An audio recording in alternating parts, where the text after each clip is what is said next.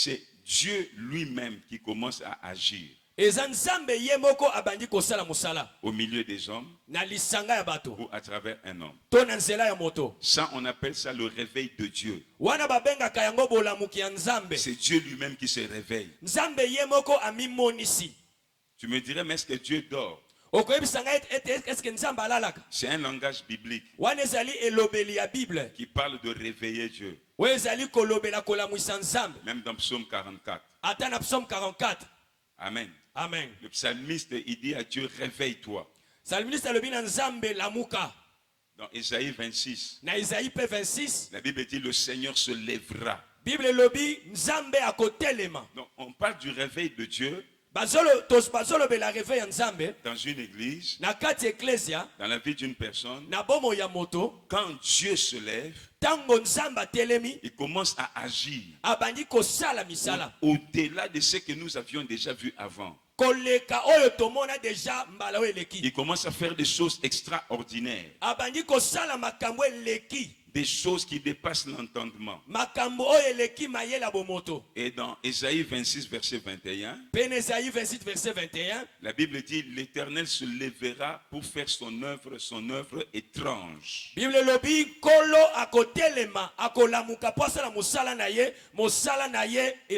Ça veut dire, là où Dieu est présent, on doit voir des choses étranges. Et quand on parle des choses étranges,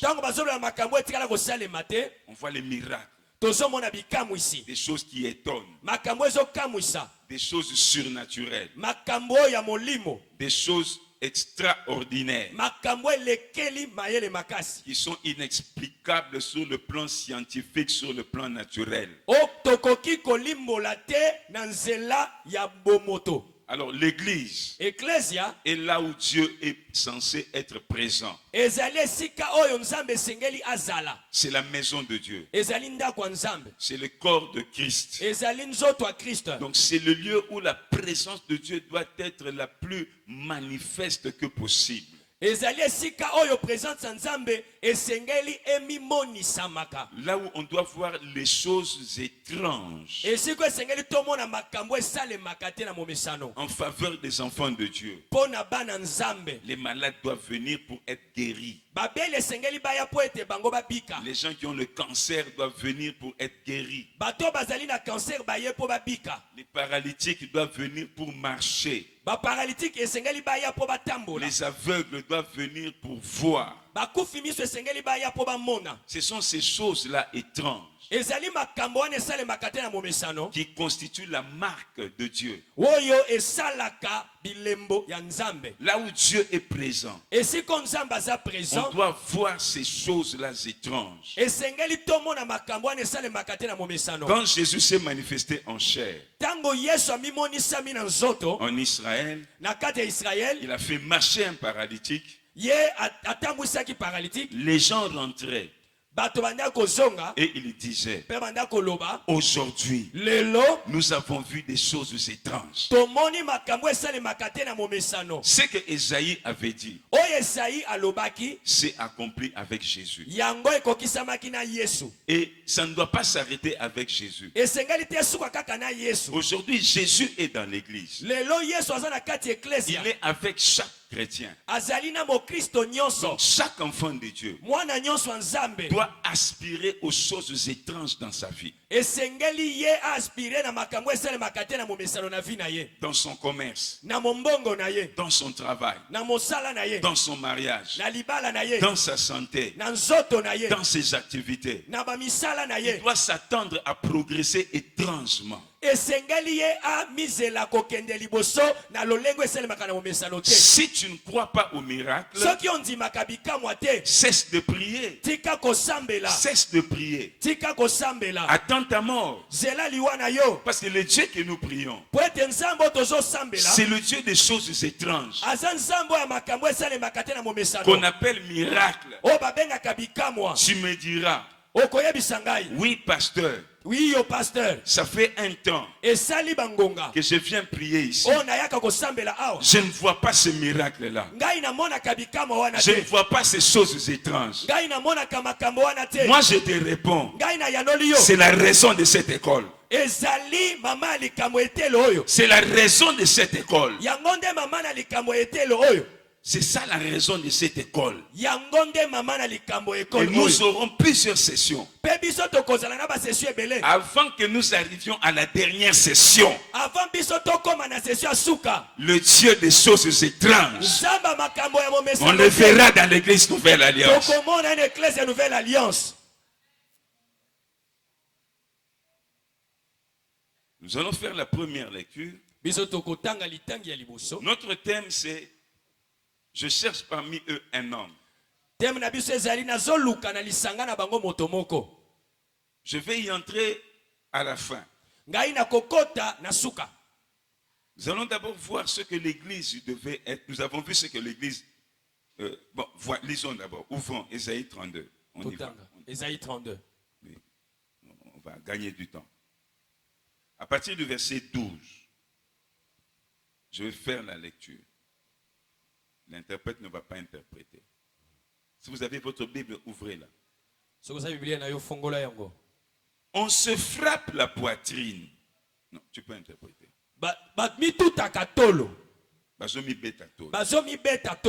Au souvenir de la beauté des champs. Na souvenir ya kitoko ya elanga. Et de la fécondité des vignes. Pe ya fécondité à vigno. Ce qui est difficile, le bien en français. Sur la terre de mon peuple. Na mabele ya libota na ngai. Croissent les épines et les ronces. Banzube ezali kobotama. Na misisa. Na misisa. Même dans les maisons de plaisance. Ata na bandako ya esengo. De la cité joyeuse. Na mboka esengo. Le palais est abandonné. Ndako yango basundoli yango. La ville bruyante est délaissée. Engumba ya kitoko bango basundoli yango. La colline et la tour serviront à jamais de caverne. Ngomba petru yango ekozala caverne. Les ânes sauvages y joueront. Ba ânes sauvages bakoya kosakana. Les troupeaux y paîtront. Pe bampate bakoya kolia. Jusqu'à ce que l'esprit soit répandu d'en haut sur nous. Kino molimo ekosopana uta likolo likolo na biso. Et que le désert se change en verger. Pe désert yango ebongo na ekoma bilanga. Et que le verger soit considéré comme une forêt. Pe bilanga ekoma zamba. Alors la droiture habitera dans le désert. Wana droiture ekofanda na kati ya désert. Et la justice aura sa demeure dans le verger. Pe justice yango ekotikala na kati ya verger. Je vous exhorte à lire la suite à la maison. On parle ici essentiellement de Israël. Seigneur, bénis-nous par ton Esprit Saint au nom de Jésus. Amen. Amen. On parle essentiellement d'Israël. Mais ce message est applicable aussi à l'église. Qui est l'Israël de Dieu.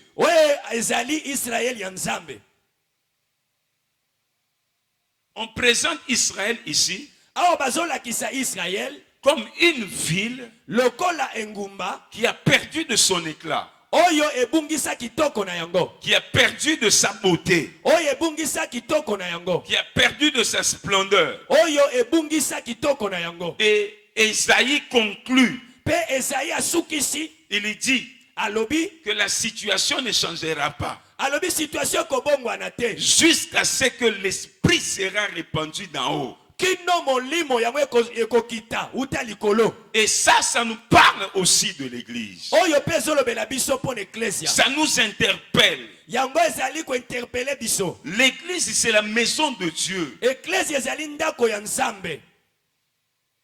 Le temple de Dieu. Le corps du Christ. Là où on doit voir la sainteté de Dieu. Quand quelqu'un vient à l'église, il doit rencontrer des frères, des sœurs aimants. esengeli akutana na bandeko basi ba mibali batondisama na bolingo. Des gens humbles. Bato bazana komikitisa. Des gens qui n'ont rien à envier au monde. Des gens qui inspirent la sainteté. Des gens qui reflètent la grâce et le caractère de Jésus.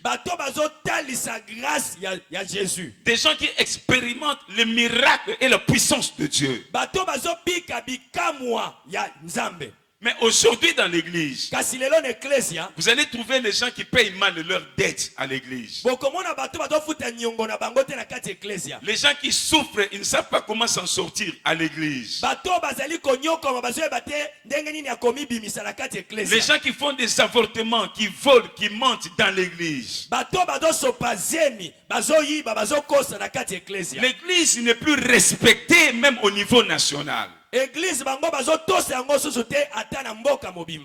être pasteur, ça devient à certains milieux un sujet de honte. Pour que ta sonnette, ton théâtre ait du succès, il faut te moquer de pasteur. Amen. Amen. Les politiciens commencent à se jouer de l'église, des pasteurs.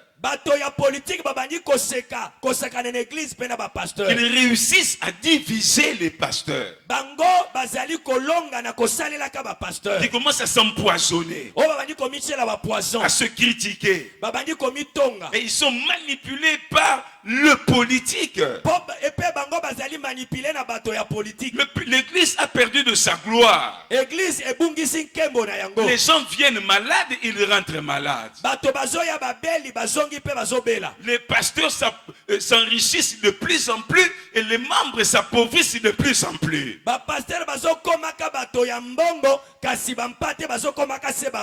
C'est comme si la prospérité divine ne concerne que les pasteurs, ça ne concerne pas les membres. L'église a même oublié sa mission. Aujourd'hui, la grâce de Dieu dans une église, chez un pasteur, est mesurée en termes de voitures, en termes de voyages, en termes de maisons, et non plus en termes de mission, en termes de gagner les âmes. Le longolo nzambe pa pasteur yango tosomo nango kaka na ba mobembo na ba mituka kasi yango ezali pona côté ate ko gagner ba amte. Je connais des pasteurs qui voyagent seulement en première classe. Na yebaka ba pasteur o bango ba voyagaka na kiti ya liboso ba via malamu. Ils font étudier les enfants des écoles où on paye des minervales excessifs. Mais ils n'ont aucune mission. Aucun missionnaire. Ils n'ont ouvert aucune église à l'intérieur du pays. Ils n'ont aucun budget pour la mission. Tout l'argent qui entre, c'est pour qu'ils puissent s'habiller. Et quand il devient tellement riche, il envoie la femme et les enfants au Canada, aux États-Unis, en Afrique. Et lui, il reste ici dans sa société, qui est son église.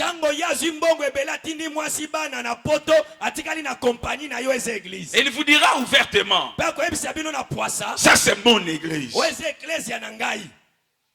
Il n'y a que lui, le seul pasteur, le seul prophète, le seul docteur. C'est fini. Pasteur, prophète, docteur, je ne critique pas. Je l'ai dit au commencement de cette école. Si tu veux prier pour quelque chose, tu dois laisser ce qui marche bien et ne voir que ce qui va mal. Alors tu as des sujets de prière. C'est pourquoi dans l'école de réveil, on a souvent l'impression que je critique. Je ne critique pas. Je conscientise pour vous montrer que l'église dans notre pays, le Congo, est tombé très bas. Est tombé très bas. Nous avons des pasteurs qui fabriquent des miracles. Nous avons des pasteurs qui mentent, qui donnent de fausses prophéties. même à la télévision. Ça devient une occasion de chute pour plusieurs personnes. Est-ce que ça veut dire que Jésus n'existe pas? Est-ce que ça veut dire qu'il n'y a pas de vrai pasteur? Il y en a. Et Jésus existe. Mais quel est le problème? Il faut que ceux qui sont en Jésus manifestent la vie de Jésus, manifestent la puissance de Jésus. Et pour cela, nous avons besoin d'un réveil. Ça veut dire que nous avons besoin que Dieu descende, que Dieu se réveille dans l'église, qu'il commence à travailler, qu'il réveille tous ceux qui dorment, tous ceux qui sont tombés dans le péché. Nous avons des pasteurs qui ont plusieurs femmes. Il y a des églises où on prêche la prostitution. On prêche la prostitution. Boire, ce n'est plus un problème aujourd'hui à l'église. Nous qui ne buvons pas, nous paraissons être anormal. Anormal. On dirait des chrétiens de l'ancien temps. Mais je dis à quelqu'un, la Bible n'évolue pas. Elle n'évolue pas. Elle est ce qu'elle est. Elle est ce qu'elle était. Et elle est ce qu'elle sera. C'est la parole de Dieu. Elle ne change pas. Elle ne développe pas. Elle est la même. Donc ici, on nous présente l'église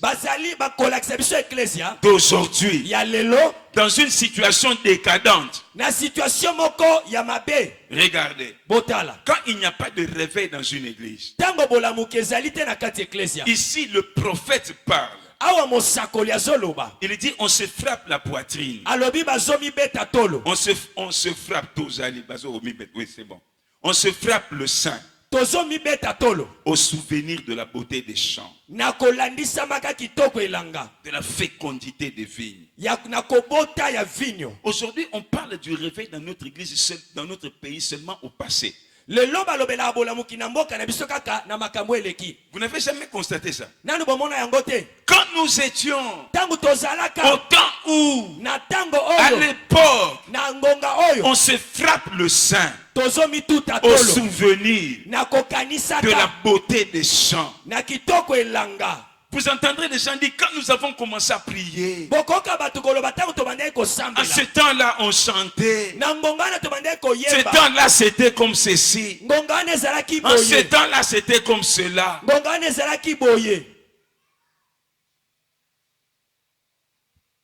Le prophète dit encore, sur la terre de mon peuple croissent les épines et les ronces. Même dans les maisons de plaisance de la cité joyeuse, le palais est abandonné. Quand vous avez perdu le réveil, vous parlerez au passé, les miracles au passé. Tellement qu'il n'y en a pas, vous allez en fabriquer vous-même. Vous allez en inventer vous-même pour que les gens croient que Dieu est avec vous. En réalité, Dieu dort dans votre église. Ou mieux encore, puisque Dieu ne dort pas, c'est vous-même qui êtes endormi. On a besoin d'un réveil. Nous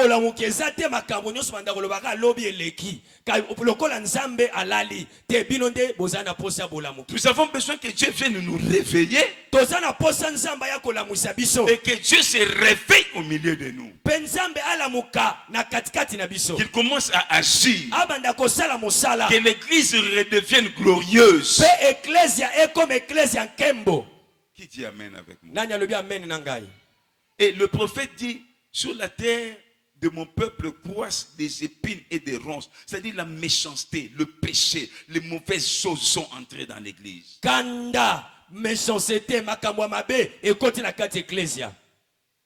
Et il ajoute, il dit, le palais est abandonné. La ville bruyante est délaissée. Et dans les cavernes, ce sont les ânes sauvages qui viennent habiter. Je vous présente la situation d'une église où il n'y a pas de réveil. Les miracles seront au passé. Alors pour donner l'impression qu'il y a des miracles, vous allez commencer à forcer. Vous allez commencer à forcer les mots. Si vous avez la chance d'un petit témoignage, vous récupérez ça pour donner rapidement en public, pour que les gens voient que Dieu est en train d'agir. Si vous avez un culte qui est onctueux, où il y a un peu l'onction, vous en profitez, vous imposez les mains, les gens tombent pour qu'on voit que Dieu est en train d'agir.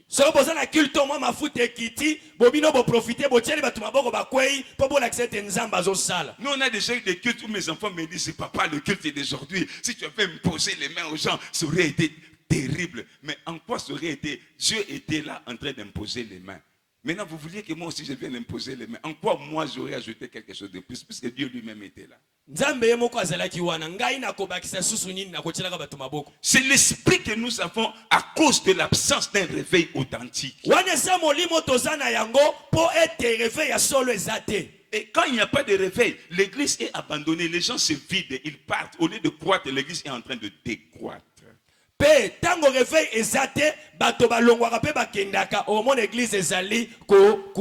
Il y a même des églises qui ont fermé parce qu'il n'y a plus de réveil, il n'y a pas de... Les églises ont fermé, le pasteur est parti commencer le commerce quelque part.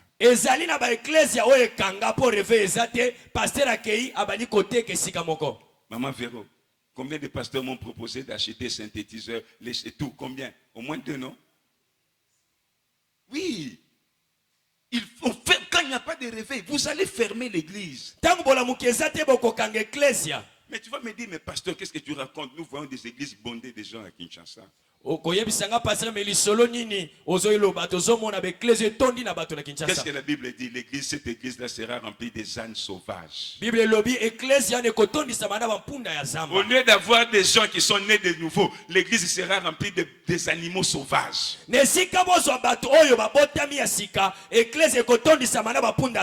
Tu as 3000 personnes dans l'église. Non, j'ai une église de 3000 personnes. Dans ces 3000 personnes-là, il y a peut-être 50 individus qui sont connus de Dieu. Les autres, ce sont des bêtes féroces dans l'église.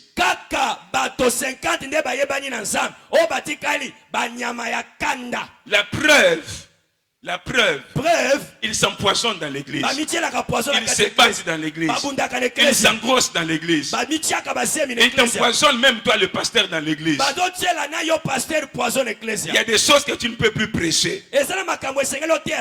Tu as peur de prêcher certaines choses. Sinon tu vas blesser des susceptibilités, toucher des susceptibilités. J'ai un ami pasteur. Elle a été chassée de son église. Pourquoi? Parce qu'elle prêchait la sanctification. Après avoir prêché la sanctification, le pasteur était en voyage. Le culte est terminé, le pasteur lui l'appelle au téléphone. Qu'est-ce que tu as prêché là? Je ne veux plus tes enseignements là. Tu te prends pour qui toi? Toi tu crois que tu es plus saint que tout le monde? Tu te prends, tu ne prêcheras plus. Elle a été suspendue. Après on l'a chassée. Aujourd'hui il y a des choses que les pasteurs ne peuvent plus prêcher parce qu'ils sont emprisonnés par des membres.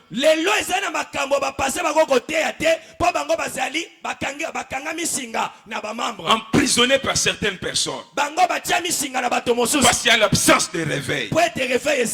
Quand il n'y a pas de réveil, l'église sera remplie d'animaux sauvages. Ce sont des sorciers dans l'église.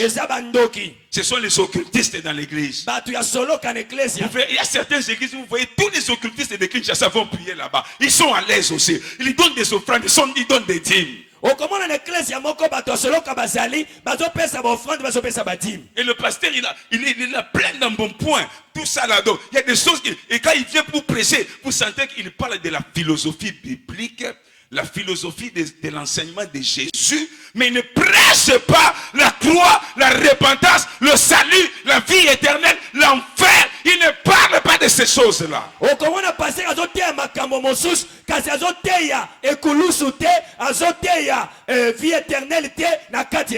Alors qu'il doit nous amener au ciel. Il nous amène au ciel. Nous devons être bénis sur la terre. Mais lui, il nous amène sur la terre pour que nous restions sur la terre. C'est que la Bible dit dans Philippiens 3:18. Ils ne pensent qu'aux choses de la terre. Ils sont pour Dieu leur ventre. Et ce sont des ennemis de la croix de Jésus. Des ennemis de la croix de Jésus. C'est ça l'église aujourd'hui. C'est comme ça que nous avons beaucoup de gens qui fuient les liens, ils fuient la sorcellerie, ils viennent se cacher dans l'église. Il vient prier. Pas parce qu'il a besoin d'être sauvé. Pas parce qu'il a besoin d'aller au ciel. Pas parce qu'il est convaincu qu'il a des péchés et il doit se repentir. Mais il vient prier. Parce qu'on lui a dit que dans leur famille, ils sont liés. Ils sont maudits. Alors il dit, je viens me cacher à l'église. Nous sommes au temps où dont la Bible parle. Les 7 femmes qui viennent dire à l'homme, donne-nous ton nom. Seulement ton nom. Mais notre façon de vivre, comment nous allons manger, laisse-nous nous occuper de nous-mêmes. Parce qu'avec ton nom là, on ne va pas nous toucher. Avec ton nom là, on va nous respecter.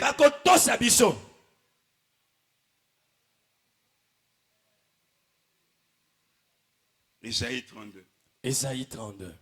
Les ânes sauvages, ils joueront dans cette église-là. Prier avec les sorciers, avec les magiciens, ils sont à l'aise. Avec les démons dans l'église. Au lieu que ce soit l'église, ça devient une synagogue de Satan. Une synagogue de Satan. Alors vous avez des engrossements dans l'église. Vous avez l'occultisme dans l'église, le pasteur lui-même numéro 1.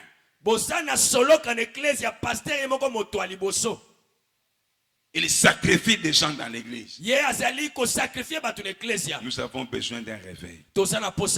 Et le prophète dit ceci. La situation restera comme ça jusqu'à ce que l'esprit soit répandu d'en haut. Jusqu'à ce que l'esprit soit répandu d'en haut. Quand l'esprit sera répandu d'en haut, celui qui va chasser les ânes sauvages, celui qui va chasser les ânes sauvages, ils n'auront qu'un choix. Soit ils se convertissent, soit ils quittent. Il n'y a que l'esprit. Quand l'esprit descend dans l'église, c'est ça le réveil. Et le prophète précise, quand l'esprit va descendre, le désert, l'église où il n'y avait pas de gens, l'église qui n'avait que 7 personnes, l'église qui n'avait que 12 personnes, le désert va se changer en verger. Le verger, c'est un petit jardin. Dans le verger, on trouve des légumes. C'est l'image de cette église. Comme l'église Nouvelle Alliance, il n'y a que des légumes, de petites plantes. Quand tu vas vendre au marché, ça ne rapporte pas beaucoup d'argent. Une église est remplie de légumes. Alors la Bible dit, quand l'esprit va descendre, là où il n'y avait rien, ça va devenir un verger. Et là où il y avait le verger, ça va devenir une forêt. Ça va devenir une forêt. L'église Nouvelle Alliance, très bientôt, nous allons devenir une forêt. Nous allons manquer de la place dehors. Nous ne serons pas remplis des ânes sauvages. Non, les ânes sauvages viendront. S'ils viennent, ça sera pour s'abreuver. Comme Ésaïe 44 est en train de dire, je mettrai des ruisseaux dans le désert. Je mettrai des fleuves pour abreuver mon peuple. Et les animaux sauvages, ils se réjouiront. Ils se réjouiront. Alors en ce moment-là, qu'est-ce qui se passera? La Bible dit que les portes seront toujours ouvertes. Les trésors des nations viendront. Les trésors des nations viendront. Quand le réveil descend quelque part, quand le réveil descend quelque part, l'église change. Parce que c'est Dieu qui commence à travailler. Dieu qui commence à travailler. Dans l'église des Actes des Apôtres, un intercesseur. Il ne regarde pas ce qui marche. Il regarde ce qui ne marche pas. Et il demande à Dieu de descendre. Qu'il vienne arranger, qu'il vienne travailler, qu'il vienne réveiller les gens qui sont déshydratés, que Dieu mette le ruisseau. Et l'histoire de Agar, qu'est-ce qu'elle a fait? Elle a dit que je ne vois pas mourir mon fils. Non, il y a des gens qui aiment leur église. Il aime son pasteur. Il le porte dans son cœur. Il dit tous les autres pasteurs peuvent tomber. Ils peuvent tomber dans l'impudicité. Ils peuvent tomber dans n'importe quoi. Le mien, il ne tombera jamais. Je ne verrai pas la mort de mon église. Je ne verrai pas la mort de mon pasteur. Elle a pris l'enfant. Elle a pris Ismaël. La Bible dit elle a déposé quelque part sous un des arbrisseaux. Elle l'a mis en sécurité. Mais où sont ces gens qui mettront l'église en sécurité? Quelque part en sécurité. La Bible dit elle a levé la voix. Elle a commencé à pleurer. Elle pleurait. Elle pleurait pour son enfant. Elle disait mon enfant ne mourra pas. Je veux que quelqu'un prenne aussi cette résolution dans son cœur. Qui disent s'il y a des églises qui ferment, notre église ne fermera pas. Notre église ne fermera pas. Notre église ne mourra pas. Notre église avancera. Agar regardait Ismaël. Elle regardait Ismaël. Elle dit il ne doit pas mourir. Et elle pleurait. Et elle pleurait. En ce moment-là, l'ange de Dieu lui est apparu. La Bible dit l'ange lui a ouvert les yeux. Que Dieu t'ouvre les yeux. Un intercesseur, c'est lui qui prie pour son église.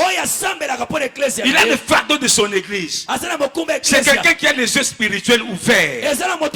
Il ne voit pas les choses comme tout le monde. Il n'a pas le même discernement que tout le monde. Il n'a pas le même jugement que tout le monde. Agar, les yeux se sont ouverts. Et l'ange lui dit regarde à côté. Il y avait un puits d'eau. Elle a pris l'eau. Elle a pris l'enfant. Elle lui a donné de l'eau. Elle lui a donné de l'eau. La Bible dit l'enfant a grandi. L'enfant est devenu un guerrier extraordinaire. À travers les prières que nous allons faire, Dieu est en train de mettre un puits d'eau dans l'église Nouvelle Alliance. Il va mettre un puits d'eau dans l'église Nouvelle Alliance. Mais qu'est-ce que je dis? Pas un puits d'eau, parce que le puits va devenir un ruisseau et le ruisseau va devenir un fleuve. Le ruisseau va devenir un fleuve. Et les gens viendront pour s'abreuver. Les gens viendront pour boire. Vous savez ce qui est merveilleux? C'est que Ismaël, il était devenu un guerrier. Et je vois des guerriers qui vont se lever dans cet endroit. Je vois des guerriers qui vont se lever. À la fin de cette école, nous aurons des sessions.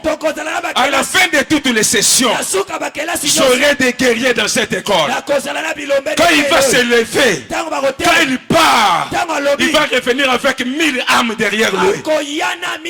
Il y a des gens qui auront des cellules avec 150 personnes, 200 personnes, 1000 personnes, parce que tu seras rempli. Tu auras mangé pas seulement du pain, mais tu auras aussi de l'eau.